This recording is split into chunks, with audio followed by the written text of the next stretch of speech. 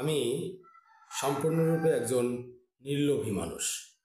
অর্থাৎ আমার সামনে বসেও কেউ যদি অনেক ভালো ভালো খাবার খায়, যেমন গরুর মাংস, পোলাও, রোস্ট, মুরগির মাংস ইত্যাদি ইত্যাদি, যেগুলো খুবই মুখরোচক খাবার, তাতে আমার মধ্যে কোনো লোভ কাজ করে না। এমন অনেক সময় হয়েছে যে আমার ওয়াইফ সে হাঁসের মাংস আর রুটি পিঠে খাচ্ছে, আমাকে অফার করেছে, অনেকবার সাদাসাদি করেছে, আমি কিন্তু খাইনি, কারণ ওই হাঁসের মাংস আমার জন্য ক্ষতিকর। আসলে যেখানে বেশি মজা, যেখানে বেশি ভালো লাগা, সেটাই কিন্তু জীবনের জন্য ক্ষতিকর। আমার এমনও হয়েছে, বিশেষ করে কোরবানির সময় আপনারা সবাই তো তখন সবার ঘরেই প্রচুর গরুর মাংস থাকে বা খাসির মাংস থাকে।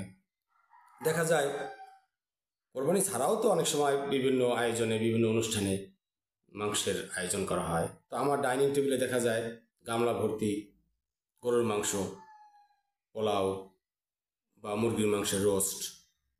সেখান থেকে হয়তো আমি 1 পিস বা 2 পিস গরুর মাংস তুলে খেলাম বা খেয়েছি, এরকম। অর্থাৎ ওই রকম যে একেবারে ফুল পেট খেতে হবে বা না খেলেই আমার লোভটা সংবরণ করতে পারছি না, তা কিন্তু নয়। আমি অত্যন্ত লোভ সংবরণকারী একজন মানুষ, যার জন্য শারীরিকভাবে আমি অনেক ভালো আছি ইনশাল্লাহ। আমার ভরি নেই, আমার ব্লাড প্রেশার হাই নাই, নর্মাল, আমার ডায়াবেটিস নেই। আমি বলতে পারি আমার সমবয়সী বা আমার চেয়ে কম বয়সী যারা, তারাও যদি আমার সাথে হাঁটার প্রতিযোগিতা করে বা দৌড়ের প্রতিযোগিতা করে, আমার বিশ্বাস তারা কেউ আমার সাথে পারবে না। এরকম অনেককে আমি হারিয়েও দিয়েছি।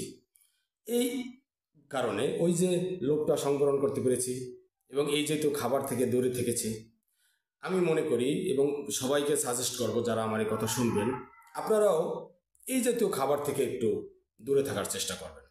আমার বিশ্বাস তাহলে আপনারা ভালো থাকবেন। বিশেষ করে চর্বি জাতীয় খাবার, তৈলাক্ত খাবার,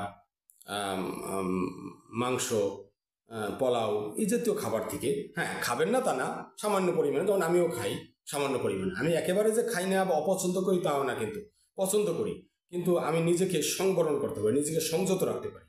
এই জিনিসটা আমার মধ্যে শতভাগ, শুধু খাবারের ক্ষেত্রে না, সকল ক্ষেত্রে অন্যের কোনো জিনিস দেখে আমি লোভাতুর হই না। আমি নিজেরটা নিয়ে চিন্তা করি যে আমার নিজের কি আছে এবং সেটাকে আমি উন্নত করার চেষ্টা করি। কখনো অন্যের কোনো কিছু ভালো কিছুর দিকে তাকিয়ে আমি আফসোস করি না যে না ওইটা আমার হলে বা এটা হলে ভালো হতো, সেটা আমি কখনো করি না। ধন্যবাদ সবাইকে।